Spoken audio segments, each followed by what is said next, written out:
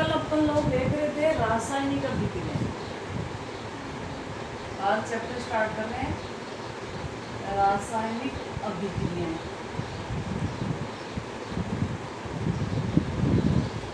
पहला चैप्टर है रासायनिक अभिक्रियाएं व समीकरण। रासायनिक अभिक्रियाएं व समीकरण, इस चैप्टर को ढंग से पढ़ लेना आप। बिल्कुल सिंपल सा है, 9 से बहुत सारा मिलता जुलता है। अगर ढंग से पढ़ोगे तो याद रहेगा। अब देखो, अपने दैनिक जीवन में बहुत सारे परिवर्तन होते हैं। जैसे दूध से दही बन रहा है, आप लोग पढ़े हो रासायनिक और भौतिक परिवर्तन।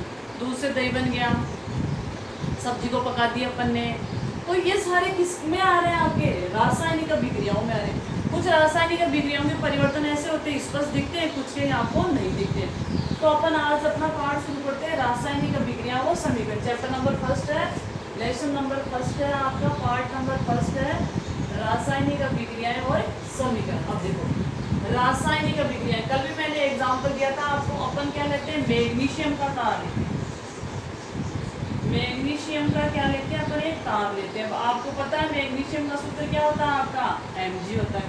मैग्नीशियम का सूत्र क्या होता है? आपका Mg। तो मैग्नीशियम को तार को अपन क्या करते थे? ये मैग्नीशियम का तार है, ठीक है, बहुत ही अच्छा क्वेश्चन बन रहा है।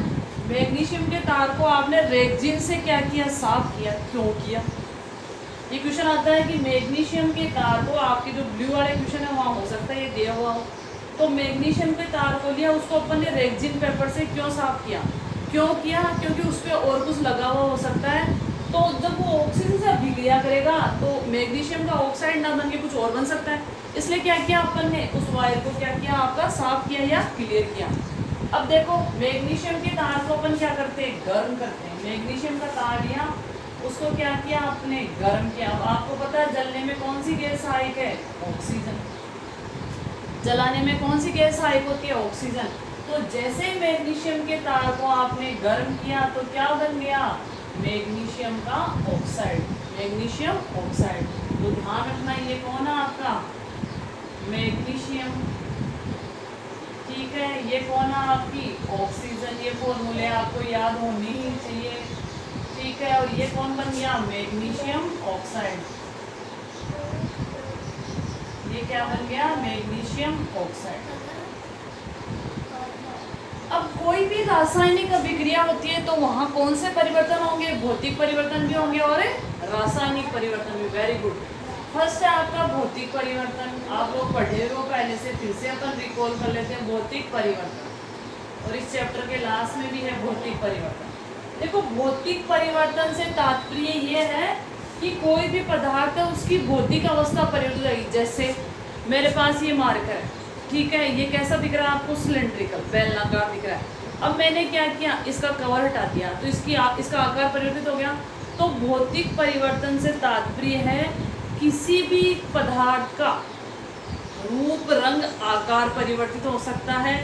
या ये कह सकते हैं जैसे मेरे पास ये डस्टर है, ये ऐसा था, मैंने इसको इकट्ठा करके ऐसे कर दिया, ठीक है।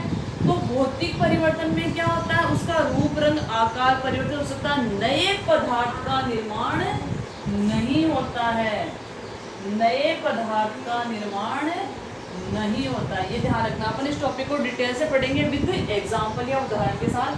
तो भौतिक परिवर्तन से तात्पर्य है कि नए पदार्थ का निर्माण नहीं होगा। जैसे अपन लकड़ी को काट दी, सब्जी को काट दी, फ्रूट काट लिए, ये सब किसके उदाहरण है? भौतिक परिवर्तन। अब चलते हैं रासायनिक परिवर्तन। दूध से दही बना दिया।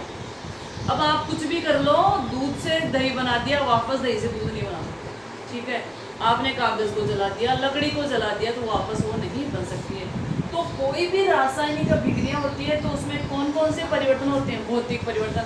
उसका रूप चेंज हो सकता है, रंग चेंज हो सकता है, आकार चेंज हो सकता है, आकृति। तो रासायनिक अभिक्रियाओं में भौतिक के साथ साथ रासायनिक परिवर्तन भी होते हैं। तो बहुत ही अच्छा उदाहरण है। क्वेश्चन बनता है कि मैग्नीशियम के तार को जलाने पर किसका निर्माण होता है, ठीक है। अब इस चैप्टर में अपन एक टॉपिक साथ साथ लेके चलेंगे, समीकरण, ठीक है। क्या लेके चलेंगे? समीकरण। तो अब देखो रासायनिक समीकरण भी चलेंगे यहाँ पे साथ साथ। समीकरण, अभिक्रियाएं व रासायनिक समीकरण। रासायनिक समीकरण। अब देखो रासायनिक समीकरण आप लोगों ने नियम पढ़ा होगा सेकंड चैप्टर के अंदर 9th में कि जब भी कोई अभिक्रिया पूर्ण होती है तो कुछ परिवर्तन होते हैं, ठीक है। अभी पढ़े थे भौतिक और रासायनिक। तो रासायनिक समीकरण में नियम पढ़े थे, द्रव्यमान संरक्षण का नियम, निश्चित अनुपात का नियम पढ़े थे। तो कोई भी अभिक्रिया होती है तो इधर वाले को क्या बोलते हैं, क्रियाकारक। और ये क्या होते हैं आपके उत्पाद। तो अभिक्रिया में जितनी मात्रा में क्रियाकारक भाग लेते हैं 2 ग्राम 10 ग्राम 1:2 अनुपात, तो उत्पाद भी उतनी ही मात्रा में क्या होते हैं आपके बनते हैं।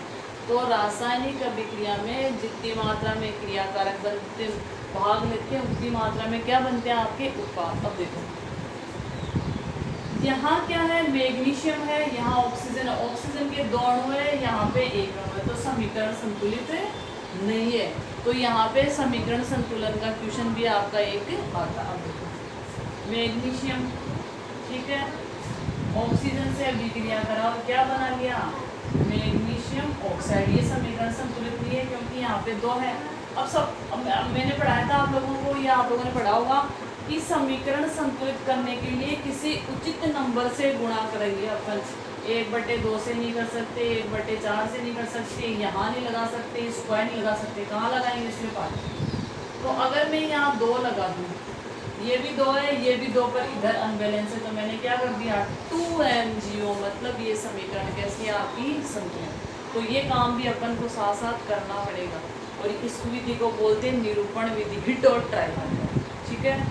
तो रासायनिक समीकरण, ठीक है, रासायनिक अभिक्रिया का मतलब है ऐसी अभिक्रिया जिसमें क्रियाकारकों और उत्पादों को कुछ प्रतीकों की सहायता से लिखते हैं। अपन को पता है प्रतीक किसने दिए थे, ब्रिजलिस ने दिए थे, जो आप 9th में पढ़ चुके हो।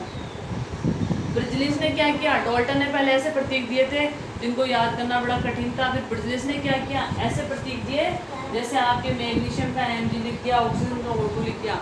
तो रासायनिक समीकरण में कुछ क्रियाकारक होते हैं, कुछ उत्पाद होते हैं जिनको प्रतीकों की सहायता से प्रदर्शित करते हैं। इनके बीच में किसका निशान लगा देते हैं अपन, तीर का निशान लगाते हैं। अब देखो रासायनिक अभिक्रिया में क्या क्या परिवर्तन होंगे, भौतिक परिवर्तन होंगे रासायनिक। जैसे आपने मैग्नीशियम के तार को लिया, इसको जलाओगे तो क्या होगा, नया उत्पाद बन जाएगा, तार का रंग परिवर्तित हो जाएगा, ठीक है। उसकी जो आपने जितनी मात्रा में लिया था जलने के बाद वो कुछ कम भी हो सकता। तो ये सारे किसमें होते हैं आपके रासायनिक अभिक्रियाओं में, ठीक है। ये तो एक सिंपल सा उदाहरण था। अब इस वाले टॉपिक के अंदर आपको रासायनिक समीकरण के साथ साथ क्या करना पड़ेगा, रासायनिक अभिक्रियाओं को, रासायनिक समीकरण को संतुलित करने का क्वेश्चन भी आता है आपके 2 नंबर का। अब देखो रासायनिक अभिक्रियाएं मतलब नए रसायनों का निर्माण होना। अब अपन यहाँ एक टॉपिक ले लेते हैं, भौतिक और रासायनिक परिवर्तन। आपको आता है और बिल्कुल इजी सा है, भौतिक व रासायनिक परिवर्तन। भौतिक व रासायनिक परिवर्तन, देखो पहला देखते हैं भौतिक परिवर्तन। कौन सा परिवर्तन, भौतिक। भौतिक में क्या होगा, जो भी पदार्थ है उसका रूप रंग आकार और आकृति परिवर्तित हो सकते हैं। जैसे रूप रंग आकार आकृति परिवर्तित हो सकते हैं, परिवर्तित हो सकते हैं। नए पदार्थ का निर्माण नहीं होता है, नए पदार्थ का निर्माण नहीं होता, ये इंपॉर्टेंट लाइन है। क्या होगा, आपके नए पदार्थ का निर्माण नहीं होगा। अब देखो बहुत सारे उदाहरण से अच्छे समझेंगे। जैसे उदाहरण देखो, फलों को काटना, क्या बना, क्या नए पदार्थ, काट के आपने टुकड़े कर दिए। सब्जी काटना,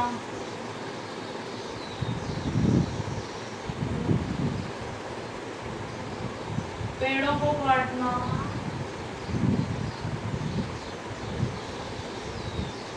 और लकड़ी को तोड़ना, लकड़ी को तोड़ना, कागज को फाड़ना, बुक फाड़ लेते हो आप। बहुत सारे एग्जाम्पल डाल सकते हो, बहुत सारे, कपड़े को काटना, ये सारे किसके एग्जाम्पल हैं आपके, भौतिक परिवर्तन के। बस इम्पोर्टेंट चीज ये है कि नए पदार्थ का निर्माण नहीं होता है। इम्पोर्टेंट चीज क्या है, नए पदार्थ का निर्माण नहीं होता। एक चीज और जान सकते हो कि भौतिक परिवर्तन में जब आप उस परिवर्तन को हटा लेते हो तो कुछ अवस्थाओं में क्या होता है, वैसा का वैसा पदार्थ वापस आपको दिखता है। जैसे मैंने क्या किया, बुक ली, ठीक है, जैसे ये बुक है, ठीक है, ये मैंने क्या किया, इसको ऐसे फोल्ड कर दिया, लो, ठीक है, इसको ऐसे मोड़ दिया। अब मैंने इसको हटाया तो ये वापस पुनः अपनी उसी अवस्था में आ गई, ठीक है। तो ये भी किसका उदाहरण है, आपके भौतिक परिवर्तन का। तो भौतिक परिवर्तन में क्या होगा, रूप रंग आकार आकृतिक परिवर्तन हो सकते हैं, पर नए पदार्थ का निर्माण। आपने पेड़ पे से लकड़ी काट दी, फ्रूट फल तोड़ दिए, ठीक है, किसी को जैसे आपने रबड़ लिया, उसको आपने खींचा, वापस छोड़ा तो वापस वहाँ, वो प्रत्यास्थता में ज़्यादा अच्छा उदाहरण है। तो ये सारे किसके एग्जाम्पल है, भौतिक परिवर्तन। आप बहुत सारे और ऐड कर सकते हो। इसके अलावा जो रासायनिक परिवर्तन है वो अपन कल पढ़ेंगे। Thank you.